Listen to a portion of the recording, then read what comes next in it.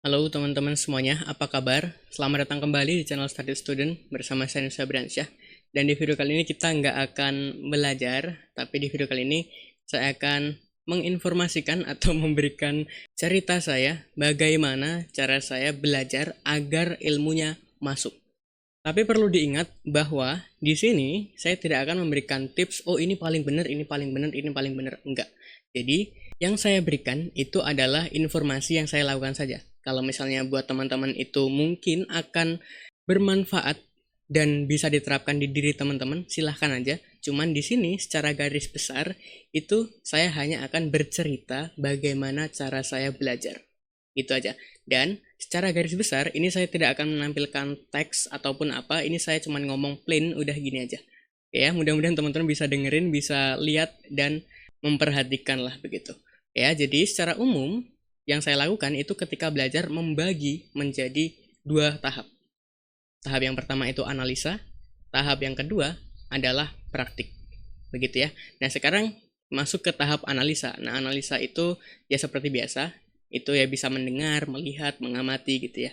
Tanpa praktik. Ingat hanya analisa saja. Nah, yang pertama saya lakukan pada tahap analisa ini adalah membuat posisi nyaman. Posisi tubuh ya. Posisi tubuh yang nyaman. Begitu. Nah, biasanya saya kalau di kosan itu ya tiduran gitu. Karena jujur aja saya nggak bisa kalau misalnya belajar itu di depan laptop. Saya paling nggak bisa itu. Entah kenapa, karena menurut saya laptop itu adalah sebuah alat untuk apa ya, untuk ngerjain sesuatu, bukan untuk belajar gitu. Nah, kalaupun saya belajar di laptop itu malah ke distract. Entah itu nanti jadi browsing ke sana kemari, dan yang saya lakukan adalah ketika di kosan belajarnya itu lewat HP. Oke, dan sambil tiduran. Tiduran rebahan ya dienakin lah badannya. Nah, cuman problemnya kalau misalnya kita belajar di kelas gimana? Kan kita nggak bisa tiduran bos gitu. Ya, jadi intinya adalah buat posisi nyaman sesuai dengan situasi. Udah gitu aja. Dan intinya adalah jangan dibuat tegang lah pikiran. Karena otak kita perlu santai untuk menerima sesuatu dengan senang dan tenang. Gitu. Intinya yang pertama yang saya lakukan adalah membuat posisi nyaman untuk badan. Gitu. Nah, kemudian hal yang saya lakukan juga itu adalah mencatat poin penting. Itu ala saya sendiri. Sebenarnya ini boleh diingat ataupun boleh dicatat, namun saya lebih apa ya, lebih sering untuk menulis atau mencatat poin pentingnya. Kenapa? Karena menurut saya ketika diingat, ya belum tentu kita pulang ngampus atau kita sudah selesai belajar, itu nggak ke distract dengan hal-hal lain gitu. Misalnya ya nongkrong lah, ya ngopi lah, dan lain sebagainya. Hitung-hitung catatan yang saya buat, catatan sederhana yang saya buat itu bisa membangkitkan ingatan saya sendiri gitu. Ingatan tentang materi apa yang tadi disampaikan, entah itu di video ataupun lewat tatap muka. Begitu. Nah, kalaupun misalnya misalnya kita belajar nih atau kita di kelas gitu. Kita tuh udah jagoan di mata kuliah ini gitu. Kayak contoh deh gini, teman-teman jago di statistika. Ngambillah mata kuliah statistika. Berhubung udah paham, enjoy aja. Kayak ya udah deh, udah paham, ini udah paham, ini udah paham, ya udah santai aja. Tinggal nungguin apa perintah selanjutnya. Begitu ya. Nah, kalau saya nggak gitu. Saya dengerin aja. Saya dengerin aja. Kemudian nanti pasti ada kok informasi tambahan yang belum kita tahu atau bahkan ada sesuatu yang kita itu tahu tapi ternyata kita kurang bener gitu ya. Dan kalaupun saya belajar di kelas itu pasti kalau dosennya atau ya gurunya gitu lagi ngejelasin, saya matiin monitor saya matiin dan saya fokus ngedengerin aja, analisa aja gitu. Dan nanti kalaupun dosen atau pengajarnya udah selesai bicara dan ingin kita praktik, ya baru kita praktik. Nah, tapi kalau dosen bicara lagi, monitor mati lagi. Gitu. Oke ya. Karena menurut saya belajar efektif itu bukan di satu tempat lah. Melainkan Anda belajar, ada praktek gitu. Ya, saya tidak bisa multitasking. Nah, kemudian ketika kita sudah mencatat, misalnya ya kalau kita belajar lewat video ataupun tatap muka, dan kita catat satu hal yang penting, gitu ya. Yang saya lakukan adalah cari poin intinya. Oke, ketika kita mencatat tadi itu kan berdasarkan apa yang pengajar bicarakan, dan kita catat menurut kita sendiri gitu ya. Sekarang kita cari poin pentingnya, atau saya cari poin pentingnya, poin intinya lah begitu. Karena terkadang saya itu bingung. Bingungnya adalah karena banyak sekali pengertian, kemudian kalimat yang dipakai itu terlalu tinggi ataupun terlalu intelektual ataupun sangat teknikal lah begitu. Nah sebenarnya kita atau saya gitu ya itu nggak perlu bingung dengan kalimat-kalimat yang terlalu tinggi tadi. Yang perlu saya lakukan atau yang perlu kita lakukan kalau misalnya teman-teman mau itu adalah memperingan kalimat tersebut dengan kalimat kita sendiri gitu ya, agar lebih enjoy namun tetap dalam maksud yang sama. Itu yang sedikit lebih susah. Nah kadang-kadang ketika dosen ngejelasin atau pengajar ngejelasin kita tuh nggak paham, tapi kalau kita tanya temen justru lebih paham. Oh maksudnya ini. Karena apa? Karena bahasanya lebih friendly lah atau lebih berteman begitu. Kadang-kadang kita perlu menyederhanakan bahasa supaya bisa dicerna oleh kita sendiri, tapi tetap dalam maksud yang sama. Begitu. Nah, kemudian yang saya lakukan itu adalah ini saya sambil baca ya karena saya gampang lupa. Yang saya lakukan kemudian adalah cari sumber lain. Jadi bisa jadi materi dari sumber utama atau sumber pertama yang kita dapat itu kurang lengkap ataupun terlalu cepat penyampaiannya atau bahasanya terlalu tinggi gitu ya, sehingga kita kurang paham atau bahkan pembawaannya bertele-tele juga. Itu bisa jadi aja. Nah, kemudian mencari sumber lain juga bisa membuat saya atau kita itu lebih mengerti, mengetahui informasi tambahan juga, dan mendapatkan poin penting yang lebih ideal. Jadi gini deh, misalnya ya, kita belajar di kelas. Itu. Kemudian kita cuma terpaku pada penyampaian yang disampaikan oleh dosen atau pengajar. Nah kita cari tuh ini gimana sih Pak, maksudnya gimana.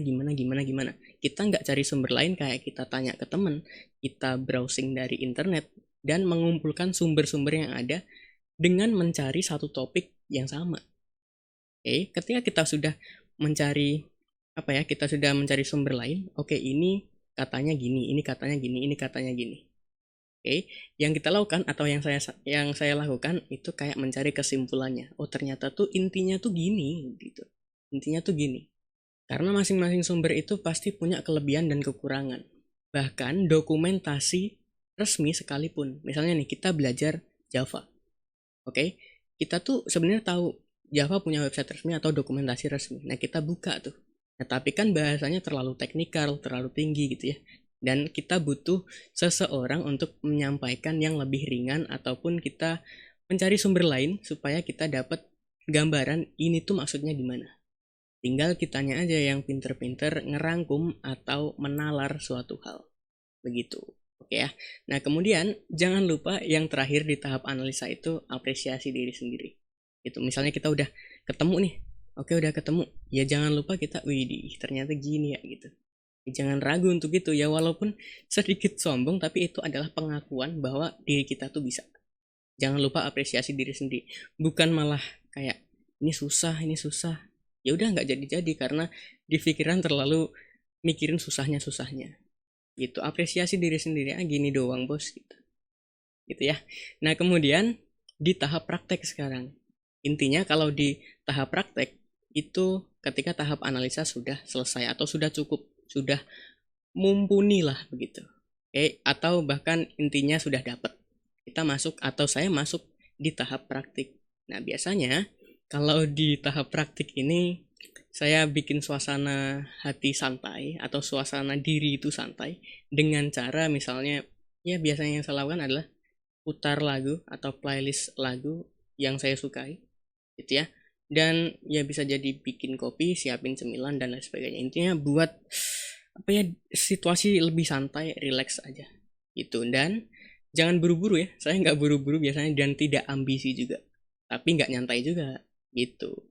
Nah biasanya saya itu membuat jadwal untuk analisa dan untuk prakteknya. Jadi biasanya karena kalau di kosan saya itu sering tidur jam 5 atau setelah subuh kemudian bangun jam 1 ataupun jam 2.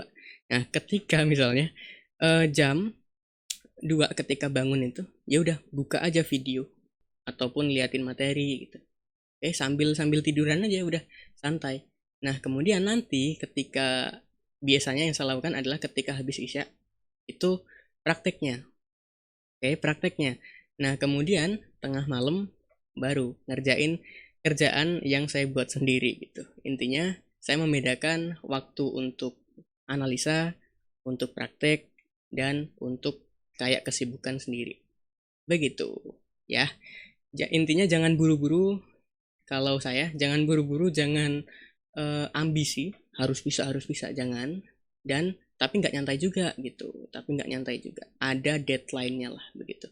Karena ya kita kan nggak hanya ngurusin satu hal itu aja, kita juga ketika kuliah atau ketika jadi siswa, ketika sekolah, kita nggak hanya fokus ke satu mata pelajaran atau satu mata kuliah aja, kita perlu pikirin yang lain.